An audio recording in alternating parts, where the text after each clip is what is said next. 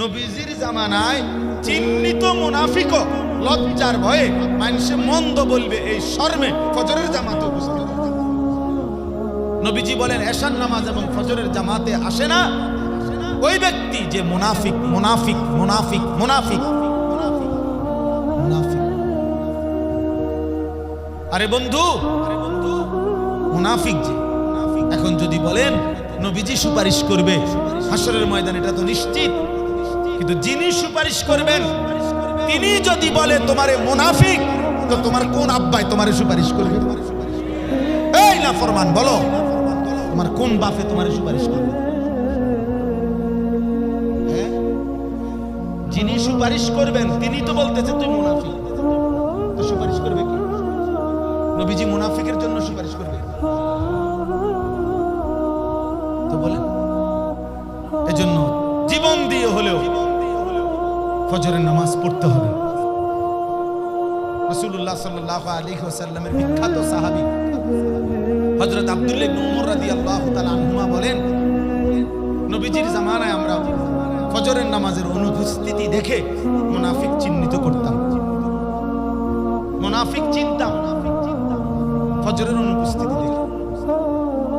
হযরত আব্দুল্লাহ ইবনে মাসউদ বলছে রাসূলুল্লাহ সাল্লাল্লাহু আলাইহি ওয়াসাল্লামের জামানায় আমরা নিশ্চিত, ভাইয়া শুনো, নিশ্চিত যারা জানতাম আমরা মুনাফিক, যেমন আব্দুল্লাহ ইবনে উবাই মুনাফিক নিশ্চিত, এরকম যাদের ব্যাপারে আমরা সবাই জানতাম যে ও চিহ্নিত মুনাফিক, খোদার কসম তিনি বলেন, হযরত আব্দুল্লাহ ইবনে মাসউদ জলিলুল কদর সাহাবী, উনি বলেন নবীজির জামানায় চিহ্নিত মুনাফিক লজ্জার ভয়ে মানুষে মন্দ বলবে এই শর্মে ফজরের জামাতে উপস্থিত।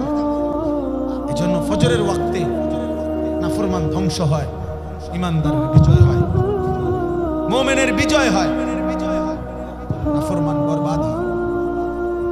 এজন্য ইনশাআল্লাহ ফজরের নামাজ পড়বো ইনশাআল্লাহ। পাক্কা নিয়ত করেন, পাক্কা নিয়ত করেন। একটা অ্যালার্ম ঘড়ি কিনেন, বেশি সাউন্ডওয়ালা, কানের কাছে এটা রাখেন, 4:20 4:30 অ্যালার্ম দেন, 5টা বাজে ফজরের জামাত, আধা ঘন্টা আগে 20 মিনিট আগে উঠলেও তো চলে।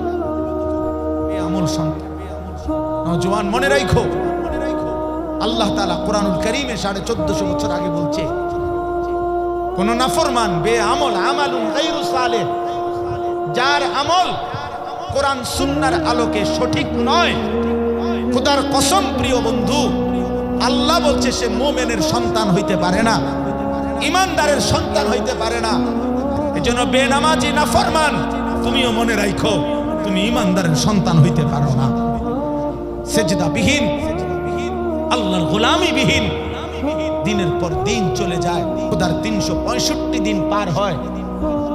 এক বছরে যেই নাফরমান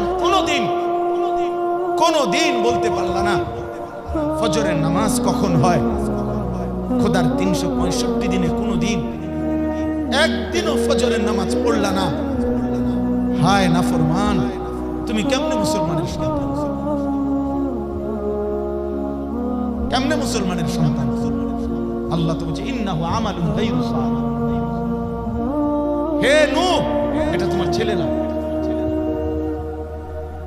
ও বেআমল, খোদার 365 দিনে কোনদিন একদিনও ফজরের নামাজ পড়লা না, হায় নাফরমান, তুমি কেমনে মুসলমানের সন্তান?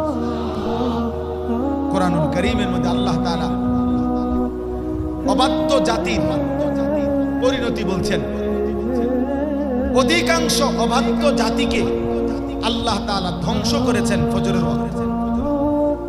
কোরআন শরীফ আছে, ফাসবাহু ফি দারিহিম জাসিমিন, ফাসবাহু মানে কি? সুবহ, এই ফজরের ওয়াক্তে।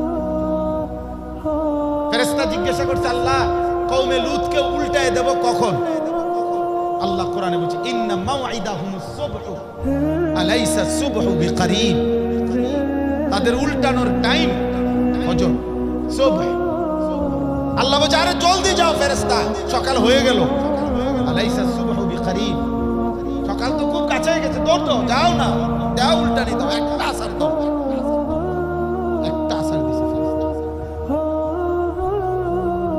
নবী সাল্লাল্লাহু আলাইহি ওয়াসাল্লাম কম্বল গায়ে দিয়ে শুইছেন, কম্বল গায়ে দিয়ে শুইছেন আল্লাহর নবী সাল্লাল্লাহু আলাইহি ওয়াসাল্লাম। তো রব্বুল আলামিন আরশে আজিমের মালিক আল্লাহ তাআলা যেন বলতেছেন, বন্ধু আমার যে এখন আপনাকে ডাক দিতে হবে, আমি যে কথা বলবো এখন আপনার সাথে, আপনি তো কম্বল গায়ে দিয়ে আছেন, এখন আপনাকে কেমনে ডাকি কম্বলকে বাদ দিয়ে? তাহলে এই কম্বলকে তো বঞ্চিত করা হইল। আপনার গায়ে যে কম্বল লাগছে, আল্লাহ বলেন বন্ধু আমি সেই কম্বলকেও ভালোবাসি, এজন্য চলেন বন্ধু আপনাকে কম্বল সহই ডাক দিই, ইয়া আইয়ুহাল মুজাম্মিল, হে কম্বল পরা বন্ধু। আল্লাহ তাআলা বলছে বন্ধু আপনি চাদর গায়ে দিয়েছেন, আমি সেই চাদরকেও পছন্দ করি, আমি চলেন আপনাকে ডাক দিতে চাইলাম, তো চাদর ধরেই ডাক দিলাম, ইয়া আইয়ুহাল মুদাসসির, হে চাদর পরা নবী আমার। কোরআনুল কারীমের মধ্যে 25 জন নবী এবং রাসূলের নাম আছে, আমি বললাম একটু আগে, বলছি কিনা? এই নবী রাসূলদের বিভিন্ন জনকে আল্লাহ তাআলা বিভিন্ন দরকারে ডাক দিয়েছেন, নবীদেরকে ডাকছেন আর কি। প্রত্যেক নবীকে আল্লাহ তাআলা নাম ধরে ধরে ডাকছেন কোরআনে, কিন্তু খোদার কসম এই এক বন্ধুকে তিনি কোনোদিন নাম ধরে ডাক দেন না। প্রতিবারই বলছেন অন্য নবীদেরকে নাম ধরে, অকুলনা ইয়া আদম উসকুন আনতা ওয়া যাওজুকাল জান্নাহ, হে আদম তুমি তোমার বিবিকে নিয়ে জান্নাতে বসবাস করো, হে আদম। নূহ আলাইহিস সালাম বলছে আল্লাহ আমার ছেলে কেনান ডুবে যাচ্ছে, এটা আমার সন্তান। আল্লাহ বলছে ইয়া নূহ ইন্নাহু লাইসা মিন আহলিক, হে নূহ বেঈমান নাফরমান তোমার সন্তান নয়, ইমানদারের সন্তান হতে পারে না। ইন্নাহু আমালুন গায়রু সালিহ। আজকে আমার মসজিদে দুইজন মুসল্লি আসছে আমার কাছে, আমাদের পরিচিত, লেপ তোষকের দোকানদার, দুজন লেপ তোষক বিক্রি করে। ওরা ওদের এলাকা হচ্ছে লাকসাম, কুমিল্লা, মনোহরগঞ্জ। এই দুইজনের ফিকিরে আমার একটা বয়ান আছে ফজরের ক্যাম্পেইন, ফজরের নামাজের মুসল্লি বৃদ্ধি।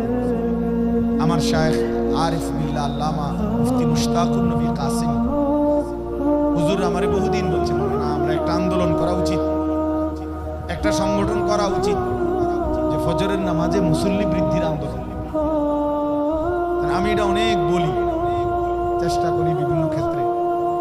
এরা এই দুই আজকে বলছে, এই ল্যাপ তোষকের দোকান, দুটা ছেলে সাধারণ মানুষ, খেটে খাওয়া মানুষ, তারা বলছে যে আমরা আমাদের এলাকায় এই কার্যক্রম শুরু করছি, আজকে 1.5-2 মাসে প্রায় 160 জন সাথী এখন আমরা নিয়মিত ফজরের নামাজ।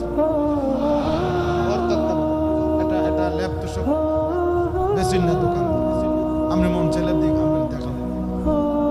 আর হে একটা কাগজ দেয় সবার এই নামাজের আহ্বানটা কম্পিউটার করে লেমিনেটিং করে করে দেবে। কাগজটার মধ্যে স্লোগান হলো, আমি আজীব লাগছে যে তার মাথায় কি, যে বেনামাজিকে খুঁজে বেড়াই, নামাজিকে বন্ধু বানাই। আচ্ছা কোন হুজুর কি সুন্দর, বেনামাজিকে খুঁজে বেড়াই, নামাজিকে বন্ধু বানাই। আমার গাড়িতে আছে এটা কাগজ, এটা আজকে দিয়ে গেছে জুমার পর। তো আমার কাছে কেন আসছে, হুজুর এখন তো সব ছেলে পেলে এলাকার আমার কাছে দাবি জানাইছে ওর কাছে যে আমার নাম বলছে যে হুজুর আইনা দিতে হবে, হুজুরে ওয়াজ করতে হবে ফজরের কথা।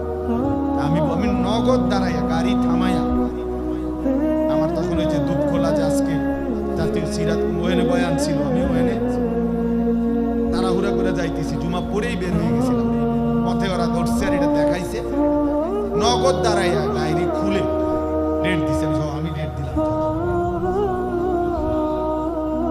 বহুত জনের ডেট আপনার বহুদিনও কি মিলে না, তো ওরা আমি দাঁড়াইয়া ডেট দিছি, আমি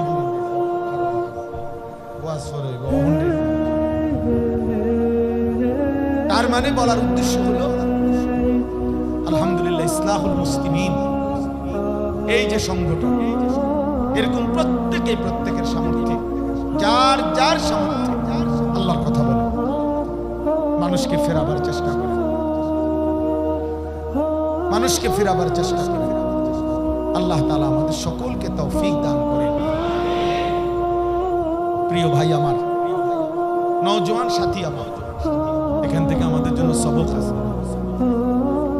এই সবক হলো আল্লাহ তাআলা বন্ধু যে শহরে বেড়ে উঠেছেন, জন্ম নিয়েছেন, যে মাটিতে অবস্থান করছেন, সেই মাটি, সেই জমিন, সেই শহর, সেই আলো বাতাসকে আল্লাহ তাআলা পছন্দ করেন।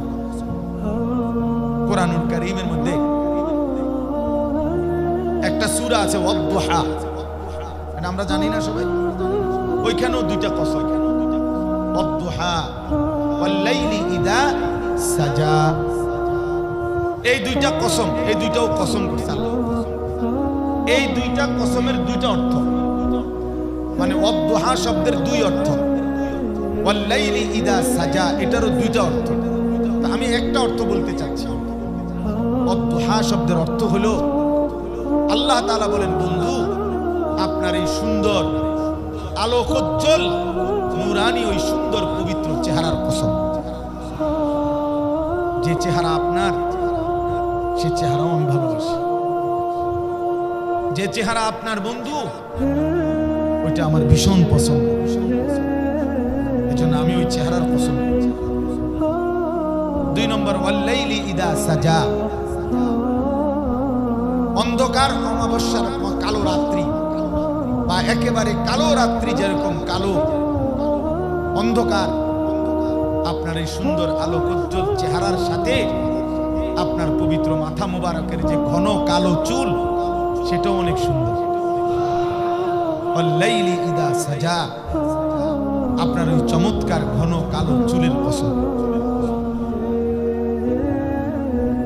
তাহলে ওইখানে দেখাইলাম রব্বুল আলামিন বলেন, বন্ধু যে মাটিতে আপনি বেড়ে উঠেছেন, আমি সেই মাটিকেও ভালোবাসি। আমি কসম করছি, যে চেহারা আপনার আলোকোজ্জ্বল, আমি ওই চেহারাকে পছন্দ করি, কসম করলাম। যে চুল আপনার ঘন কালো, আমি সেই চুলকেও পছন্দ করি, আপনার সেই চুলের কসম।